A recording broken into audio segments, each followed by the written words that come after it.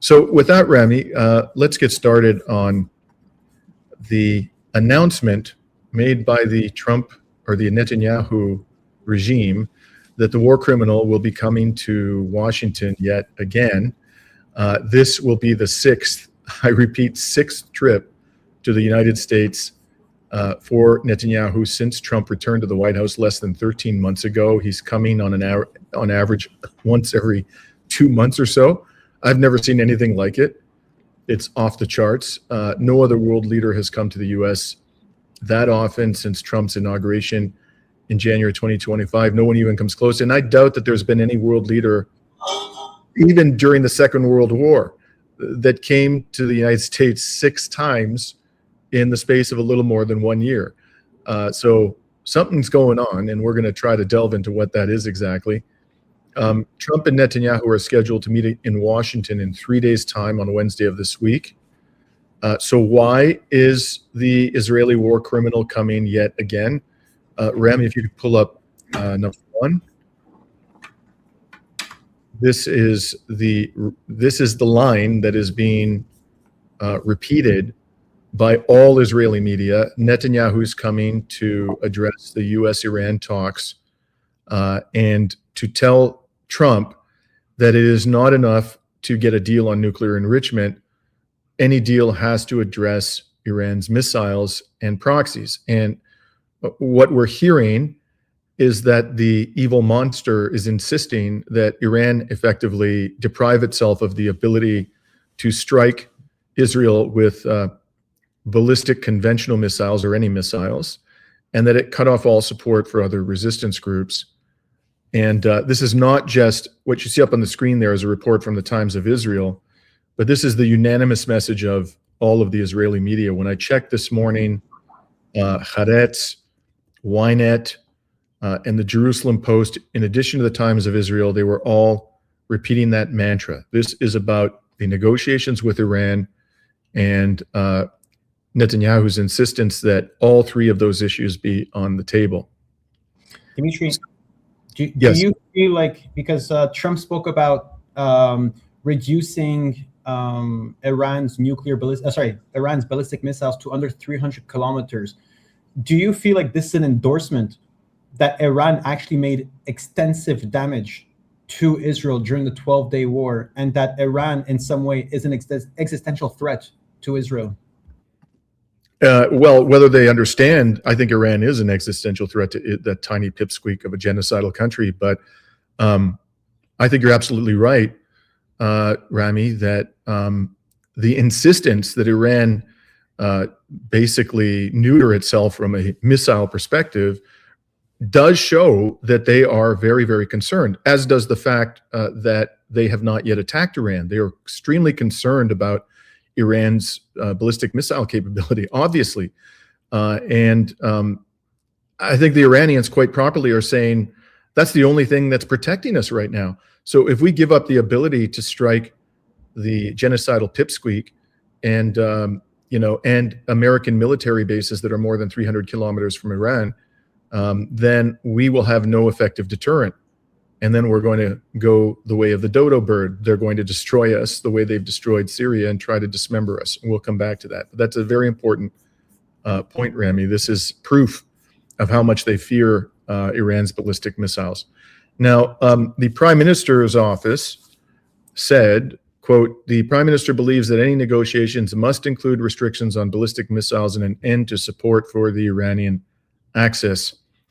And I'm going to comment on the negotiating positions of the parties later on, but I just want to note that Iran has said very clearly that it is not going to put ballistic missiles on the negotiating table. That's not touchable. Its support for the axis of resistance is not touchable. It has been consistent in that regard, and it's also said that it will not terminate its nuclear enrichment program. At the most, it will accept significant limits on the degree to which it will enrich uranium, but it already did that under the JCPOA. It agreed to a level of something like 3.67% of enrichment, which is marginally below the level needed for a civilian nuclear program, which is about 5%, and far below uranium. So, and what happened, Trump tore up the deal during his first administration, even though the IAEA certified that Iran was complying with the deal. So again, we'll come back to the negotiating positions later on. I have no doubt, I want to say at the outset, as I explain what I think is going on here, that Netanyahu and Trump will in fact talk about Iran on Wednesday. I have no doubt about that. Iran might even be the main topic of their discussions.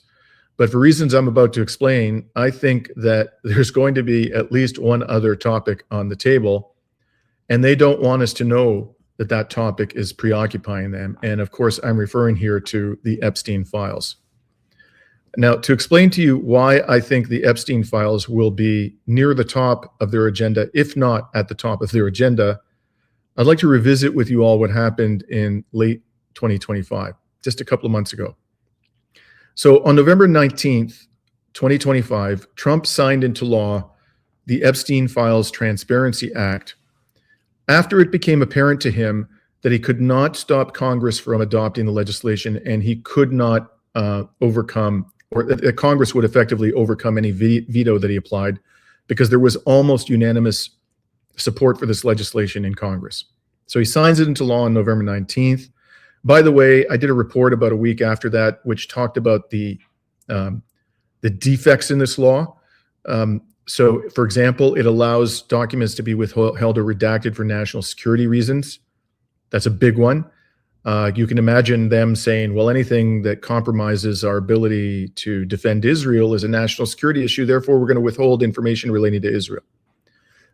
They also, Thomas Massey, Ro Khanna, and the others who pushed this legislation, allowed the legislation to contain a loophole for documents that are withheld because disclosing them might prejudice an ongoing investigation by the DOJ. This was ridiculous because Trump was saying that there's no basis to investigate anybody at this stage. It was all, Epstein, who they say is dead, and Ghislaine Maxwell, who's already in prison. So there's nothing to investigate. So why would they have an exception for ongoing investigations?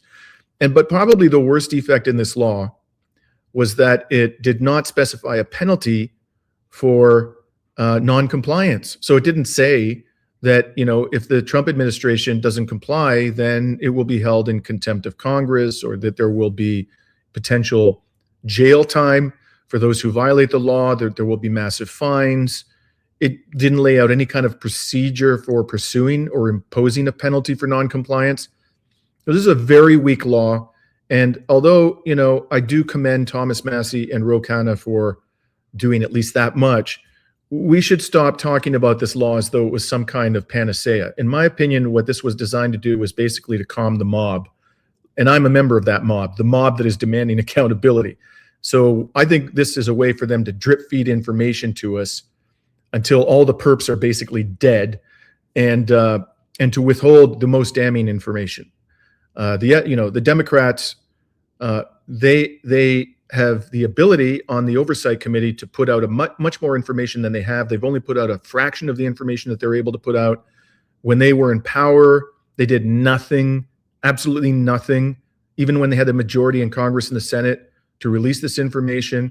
So the cover-up is bipartisan, and I think this legislation is more cosmetics than a real effort to impose accountability, but it's something. It's something. In any case, it gets signed into law on November 19th, and the law specified that the legislation, or that the Trump regime was required to release the Epstein files, all of them, except those that were within the exceptions that I cited, national security and ongoing investigations, by December 21st. Okay, it's about 30 days. So on November 19th, it was known at that moment that the Trump regime would have to disclose the Epstein files by December 21st. What happens? On December 12th, about 3 weeks after Trump signed the new law, Netanyahu's office announced that Netanyahu would come to Washington near the end of December for the 5th visit since Trump returned to the White House, the 5th visit in less than a year.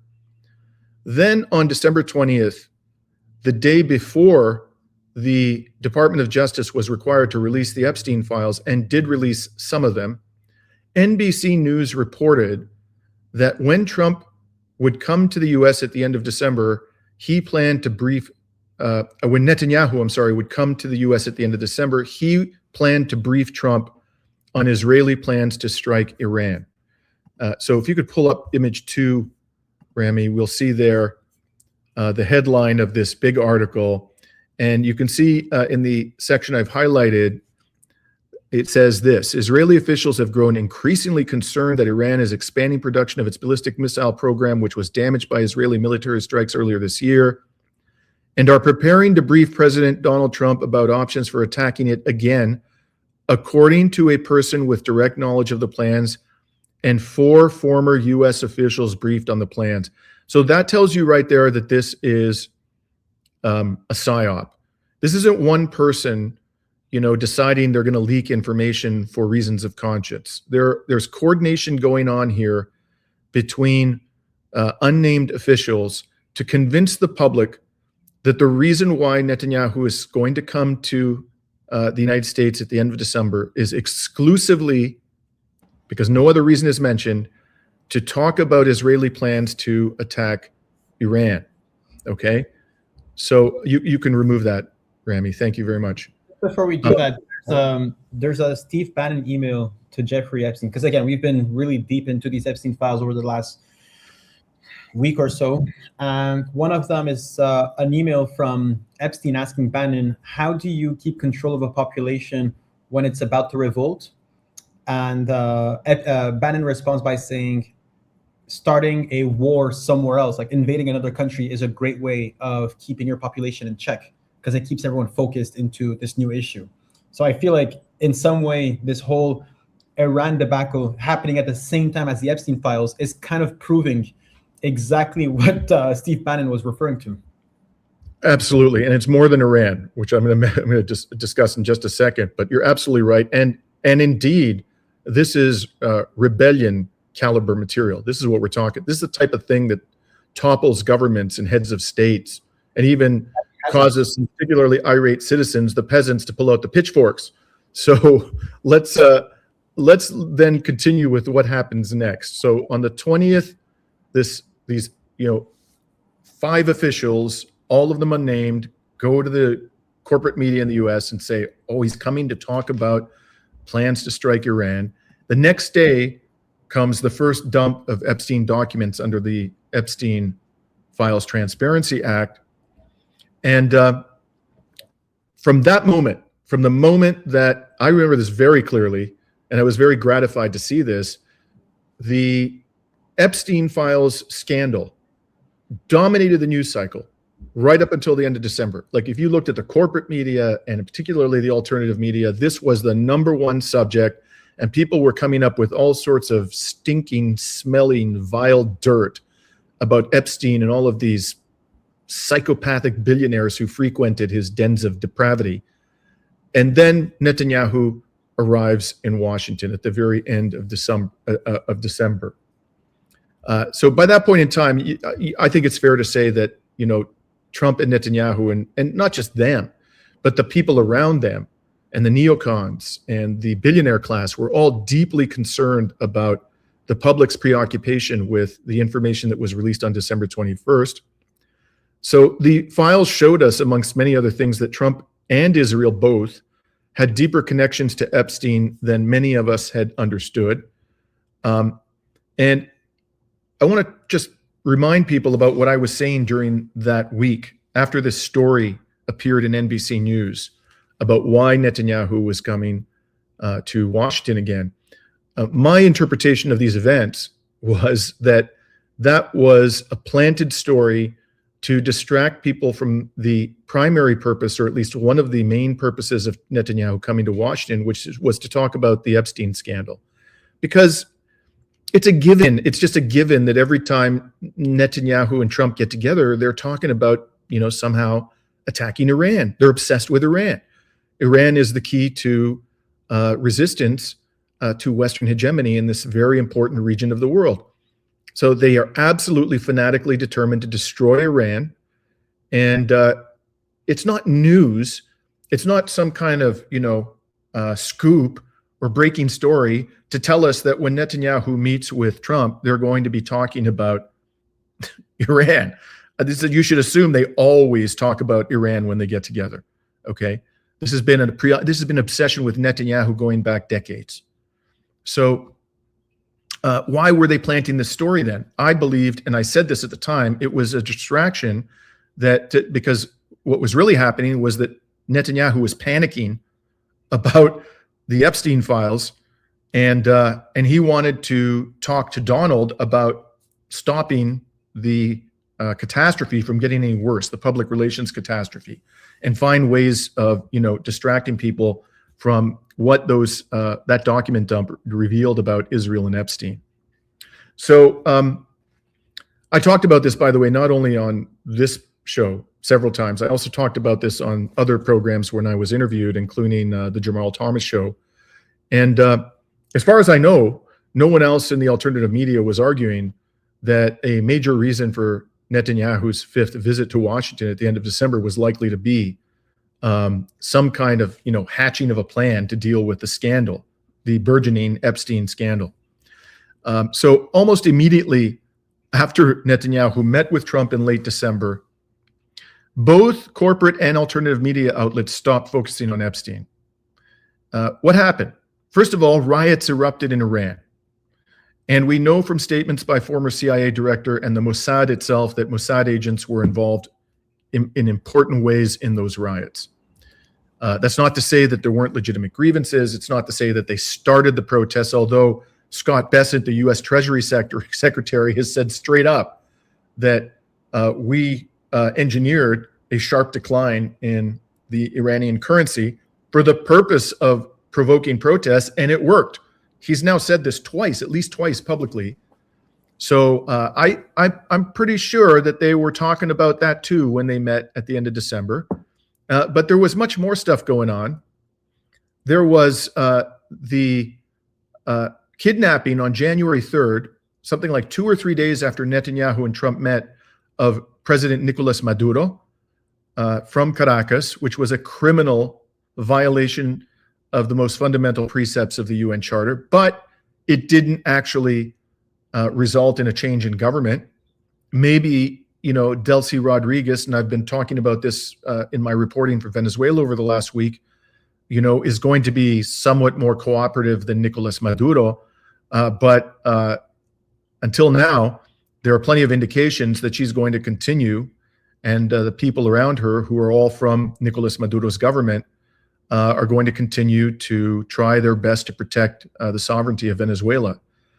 So there was that distraction. And then on top of all this, in the lead up to the World Economic Forum in Davos from January 19th to 23rd, Trump was flapping his gums and spewing hot air on an almost daily basis about how the United States was going to take Greenland. Remember that?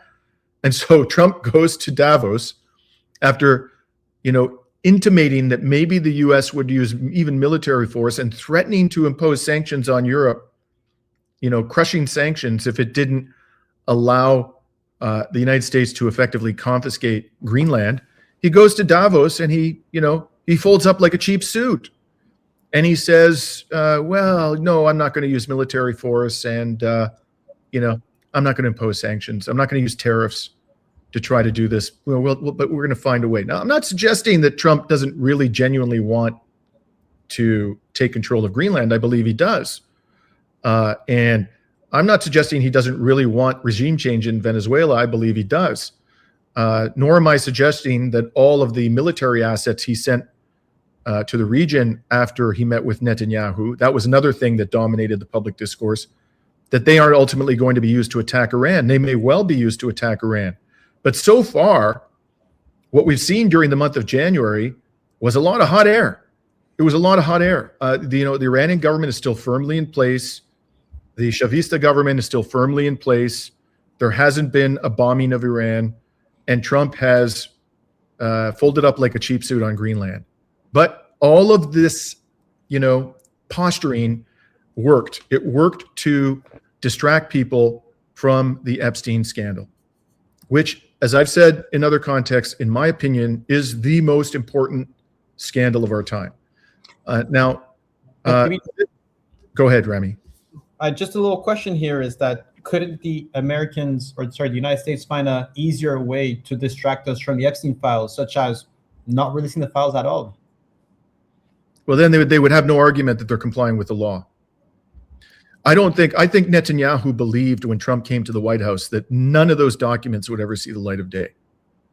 But what happened was, there was so much pressure on Congress, because what happened, I mean, let's replay this during the presidential campaign and even before the presidential campaign in 2024, in order to win the votes of all the Americans out there, Democrats, Republicans, independents, who were outraged by what we knew about Epstein and his billionaire psychopathic friends. The pressure caused people in Congress to say, we're going to have to do something. We're going to have to give them something. And this led ultimately to the adoption of this law.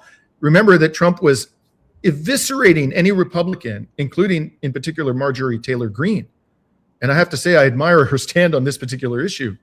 Eviscerating anybody who said that they were going to go on board with that law. But when it suddenly at the 11th hour became apparent that his threats weren't working, and I think there was like one Republican who was saying he was going to oppose this thing, and he wouldn't be able, even if he vetoed the legislation, they were going to be able to overcome the veto because they can do that with 2/3 of the support of Congress. So at the 11th hour, Trump caved because he knew he couldn't stop the law, and he wanted to seem like he actually supported the law.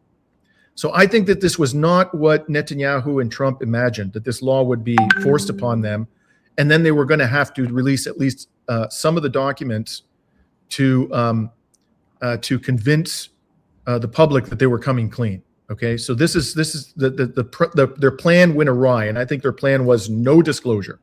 No disclosure. Remember what happened, how people were upset when Pam Bondi said, oh, there is no list of clients after all. And Bongino and Kash Patel, there's nothing to see here, folks, move on. This was completely contrary to what all these characters were saying in the run-up to the 2024 election. So it all went awry for them. And so this is how we now find ourselves where we currently are. So to close out my sort of recounting of how this has unfolded, we come to January 21st. The first dump of documents was a small fraction of the documents that were supposed to be released, and a lot of those were heavily redacted. So on January 21st, I'm sorry, not January 21st, January 30th, this is about a week after Davos, the Department of Justice releases 3 million plus pages of highly disturbing, shocking, and incriminating documents from the Epstein files. A lot of it is kind of insignificant, banal, but there is a tremendous amount of extremely compromising material in there, and we are only beginning to process it all. We're going to talk to you about some stuff that Rami is working on, some really interesting discoveries that he's made. We're not going to get into the nitty-gritty of it, but we ourselves here, and a lot of people in independent media, a lot of just ordinary citizen journalists, interested members of the public are themselves finding damning material every single day. And there's a lot more to come, I'm sure. So on January 30th, we get this dump, and all of a sudden, we're back to where we were on December 21st, which is that the Epstein scandal is dominating the news cycle. Now it's the #1 story. Nobody's talking, or few people are talking about Venezuela. Few people are talking about Greenland, if anybody. Even Iran has kind of taken second place. It is the #1 story. And then we get to the announcement that Netanyahu is returning to Washington for his 6th visit. Now, I just want to, before I go on, highlight for you why I think the January 30th disclosure is freaking out the Netanyahu regime. And if you can pull up document number 3, Rami. This is one of the documents that was released. It is a CHS reporting document generated by the FBI. CHS means confidential human source.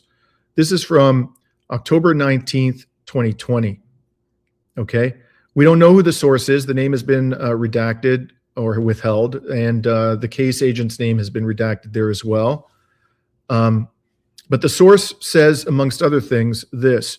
Harvard law professor Alan Dershowitz, he's talking about CHS, the confidential human source, learned that Dershowitz influenced many students from wealthy families. For example, Josh Kushner and Jared Kushner were both his students. Dershowitz told confidential human source, so the source, it says Dershowitz said this to him directly, that if he were young again, he would be holding a stun gun as an Israeli intelligence Mossad agent. CHS believed Dershowitz was co-opted by Mossad and subscribed to their mission. CHS still continues to communicate occasionally for Dershowitz. And then underneath, Jeffrey Epstein was represented by Dershowitz. CHS remembered Dershowitz tell Alex Acosta, U.S. Attorney, Southern District of Florida at the time, that Epstein belonged to both U.S. and allied intelligence services. CHS shared phone calls between Dershowitz and Epstein during which she took notes. After those calls, Mossad would then call Dershowitz to debrief. Epstein was close to the former Prime Minister of Israel, Ehud Barak, and trained as a spy under him. And this is the Israeli Prime Minister who has, we now know, stayed repeatedly, and sometimes for extended periods and sometimes with his wife, at Epstein's demonic New York mansion. The report goes on and says, Barak believed Netanyahu was a criminal. Saudi Arabia, Israel, and the UAE are allied against Qatar, Turkey, Iran, and Syria. One of CHS's blank, who presumably worked blanked, asked CHS a lot of questions about Epstein. CHS became convinced that Epstein was a co-opted Mossad agent. See previous reporting. So there's more of this information coming to the FBI. That's just one piece of the information that they have been given about Epstein being a Mossad agent.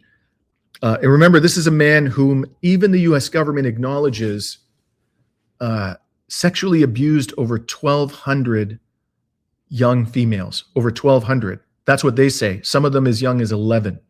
And by the way, I think that number is probably a gross understatement. And almost certainly many of those minors were abused by Epstein associates. And I also think that the age is probably being generous to Epstein.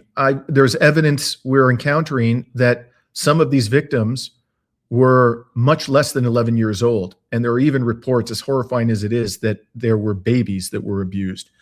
This is some of the stuff that's emerging from this material. So you don't want to be associated with this man if you are the Israeli government. You want to distance yourself as much as possible from this radioactive psychopath.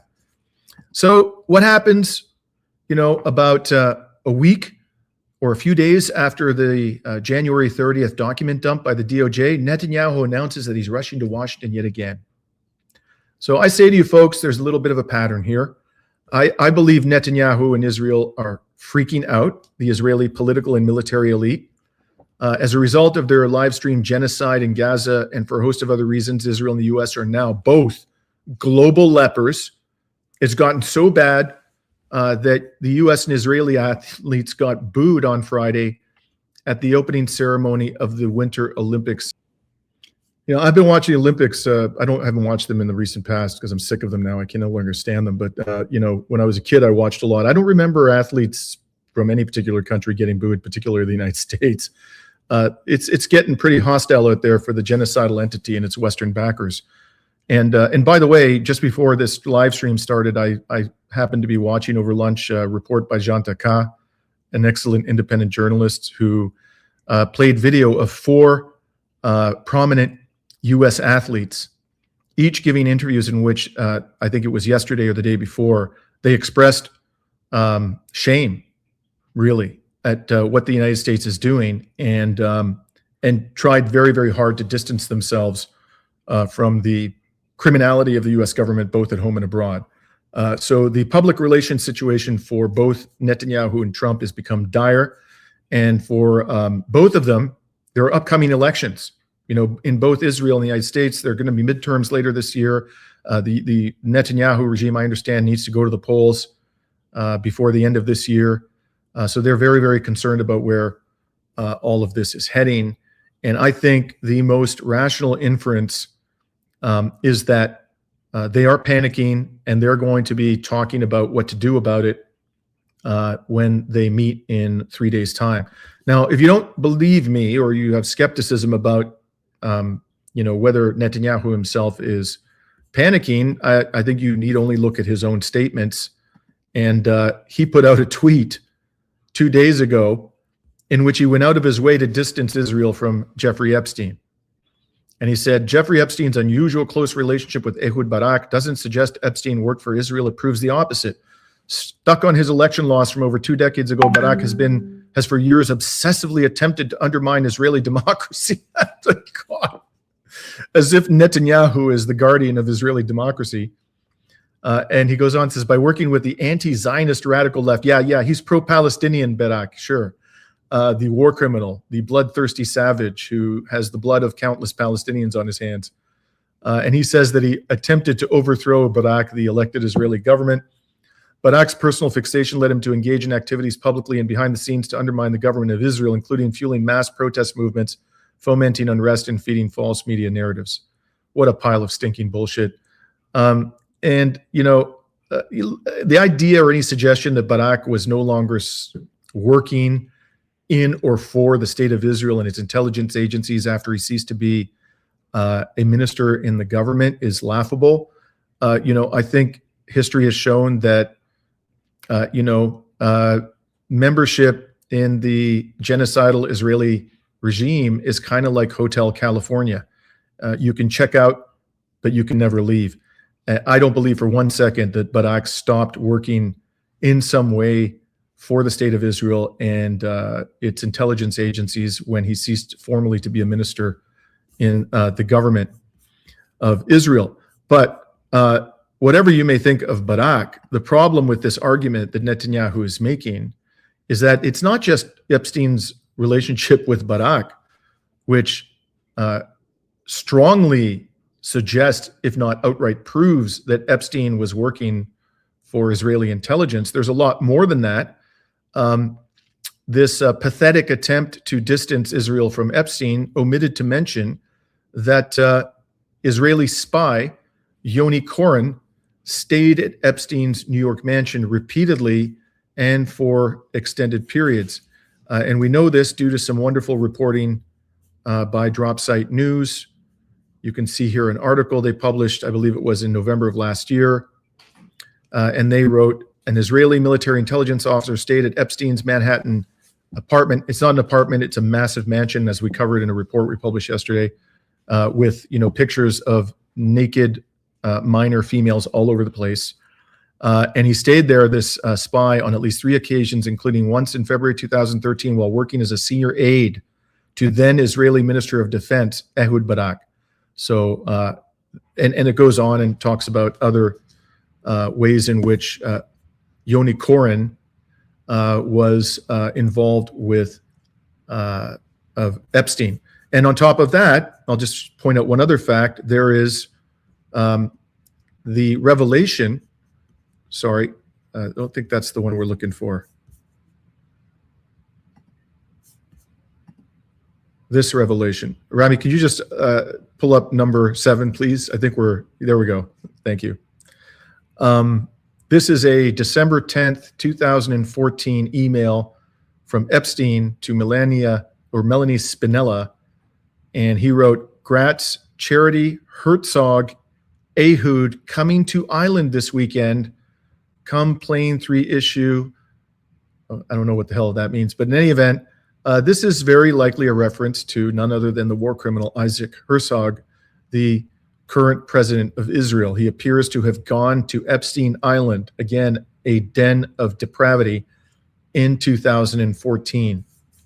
So this is just scraping the surface of the evidence, which shows that Epstein was working with Israeli intelligence and was in some way working in and for the state of Israel. So Netanyahu and company have a huge uphill battle from a public relations perspective if they're going to try to persuade people that Epstein was not somehow working with or for the Mossad. So yeah, for all of those reasons, folks, I'm highly confident that the Epstein files will be high on the agenda when Netanyahu meets with Trump on Wednesday. The most important question for us is, what can we expect to emerge from that meeting? And based on what happened after the last time they met during heightened attention to the Epstein scandal, we have reason to be very concerned. I think they are going to talk about doing all kinds of dastardly evil shit to bury the story yet again. And of course, one way they might do that is by finally launching their much cherished war on Iran again, with untold consequences for us all. But I also wouldn't rule out something else, something even more surprising, less expected. And I'm not saying this is going to happen. I don't have any evidence to suggest that it will, but I'm just throwing this out there as one way they might try to deal with the public relations crisis that they're in, and that is a false flag. I wouldn't even rule out the possibility that some crazy shit happens at the Super Bowl tonight. But again, I'm not saying that's going to happen. I don't have any evidence to suggest it's going to happen. I'm just saying that this is the way these people think. I've seen some reports in the last few days that some Israeli was arrested in California. There are allegations that he was operating a biolab. He's been charged with firearms offenses. I don't know what that's all about, and I haven't had time to really investigate it. But keep your eyes open, because I think we're looking at a very tumultuous several weeks ahead as these two criminals try to bury the evidence of their involvement with Epstein. So finally, I want to talk about Iran's negotiating position. Let's recall that Israel is the only state in West Asia that has nukes. It's the only state that is not a party to the non-nuclear proliferation treaty, or the nuclear non-proliferation treaty, and it doesn't undergo, and never has, independent inspections of its nuclear facilities. So for it to be demanding that Iran deprive itself of the ability to enrich uranium, which Israel does to weapons grade, is outrageous. It's outrageous that the media keeps repeating uncritically the demands of Israel, the purported concerns of Israel and the United States over Iran's nuclear program, without mentioning Israel's nukes. If we should be concerned about anybody's nukes or nuclear program, it should be Israel. Because after the way this psychopathic entity has behaved, particularly during the last 2+ years of genocide, there is every prospect that these people would use nuclear weapons. In fact, they're the most likely candidate to use nuclear weapons against a state that hasn't attacked them. So how can it be right that they are trying to deprive Iran of the ability even to enrich uranium for civilian purposes, when Israel enriches to the level of weapons-grade uranium and has nukes and is committing genocide? And if the Iranians actually complied with the demands, including the emasculation of their conventional ballistic missile program, or if for any reason the current government of Iran were to fall, I think we should anticipate that what they're going to do is they're going to destroy the country. If they can actually bomb the bejesus out of Iran, demolish its essential infrastructure, demolish its military capacity to defend itself, and do that with little risk of harm to themselves, they'll do it, just as they did in Syria. After Assad fell, they went hog wild in bombing and occupying even more territory in Syria. Their goal is to destroy, not just regime change. Their goal is to destroy and dismember Iran so that whoever comes to power in the future, it will not be able to resist Israeli-American hegemony over the region. And so all those people out there who are being critical of the Iranian government and hoping and wishing that it falls, my message to you is this, that whatever you may think about it, and however justified your criticisms of it may be, the only thing right now that is standing in the way of the destruction of Iran as a viable state is that government. That's it. You may not like that. You may wish it weren't true, but that's the reality. And so if you care about the people of Iran and you care about the sovereignty of Iran, at this particular moment, you shouldn't be out there cheerleading for this government to fall, because who's going to defend Iran if that happens? Is it going to be the son of the Shah? Really?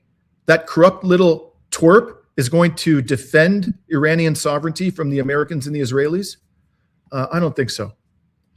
And in light of all this, Rami, and I'm curious your thoughts about this, I wonder why Iran even bothers. I have some theories about this, but why is Iran even bothering to talk to these shyster, criminals, these genocidal lunatics, Steve Witkoff and Jared Kushner, who know absolutely nothing about Iran?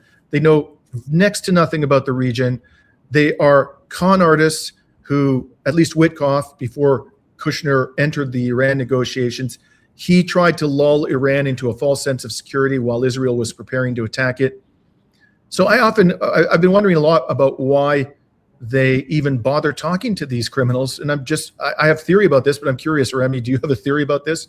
Well, I think there's a very clear pattern between the resistance in Gaza negotiating with Israel and the United States for the so-called ceasefire, as well with Russia, that has been part of thousands of rounds of negotiations with Ukraine to put an end to this war in Ukraine, and as well as Iran, which is, sometimes I also ask myself this question. It's absurd to even negotiate with the United States knowing the track record that they have. But I think that the reality is that Russia, Hamas, the resistance in Gaza, as well as Iran, need to show openness to their people back home that they're doing all their efforts they can to bring an end to the war. And I think not everyone is knowledgeable within these countries, right, about the reality of how geopolitics works. But the reality is that they need to entertain all avenues to then say, we've exhausted all efforts. This is the last opportunity available to us. Because sometimes I ask myself the same question about Gaza. Why is the resistance participating in these negotiations for ceasefire? We see Israel violating every single measure in the ceasefire, yet we're still invested in it. Same thing for Russia. Russia, 2 months into the special military operation, to this war, signed an agreement to put an end. They withdrew from Kharkiv. They withdrew from many of these territories, only to see Ukraine and NATO not participate. But the reality is that in some ways, Russia and Palestine are much more democratic countries. These governments need to win the support of their people every single day. The United States, not so much. Israel, not so much. They should win the support of the elite. Hence why I think we are in a bit of a different situation, and we need to sit down at the table and negotiate with the United States, all while understanding that these are basically Trojan horses meant to open the door while we manufacture consent in the West, while my fellow colleagues in Canada are participating in legitimizing the invasion of Iran, right? This whole part of negotiation is meant to create this charade that we've done everything that we can to negotiate with Iran, and now the next step is to invade. But I think the onus is on us. I agree. I think this is very likely Iran is trying in good faith to have a discussion with them within reasonable limits, because that's what a lot of people in Iran want. They want them to make an effort. I think probably Russian and Chinese governments want to see the Iranians at least make an effort. I think the Iranians themselves want people in the broader world to see that they're reasonable people. And another thing that might be going on here, Rami, is that they are trying to buy time because they need more time to prepare for an attack. They've got people perhaps being trained on new air defense systems. Maybe they have new missile systems that they have to work out. There have been reports that they got advanced Russian fighter jets and their pilots may be training. So it may be that every day that passes is a day that they become stronger in their ability to defend themselves from these monsters. So there are a number of legitimate reasons why they might be doing that. One thing I will say, sort of in passing, I think I have to say I have a lot of courage I have a lot of admiration for the courage of this Iranian foreign minister, because he's going out there into the broader world and is, I think, making a pretty good case for Iran. He's soft-spoken. He speaks English well. He's an elegantly attired man. He seems reasonable. he's the kind of spokesperson that the Americans and the Israelis don't want, you know, any resistance group or any state that resists U.S. hegemony to have. And these mofos are perfectly capable of killing this man. And if they decide they want to go down that path and have another war, I think he's going to be at or near the top of their target list. I doubt very much that he doesn't understand that. I think he probably does understand that, and yet he continues to go out into the world in situations where he's leaving himself vulnerable to some assassination attempt, and to do the best that he can to represent his country. We'll have to see how that all unfolds. The last thing I want to just share on this subject of why Netanyahu went to, or is coming again to Washington, is this little tidbit. This little report that sneaked into the Israeli media today. An Israeli court cancels Netanyahu trial hearings ahead of White House visit. So what happened was the judges presiding over Netanyahu's corruption trial approved his request to cancel hearings scheduled for Tuesday and Wednesday, following his announcement that he will travel to Washington. So the criminal, the mafioso, managed to get a further delay in the hearing of his corruption trial by simply saying, hey, guess what? I'm going back to Washington. So I'm sure that also was a little bit of a factor. So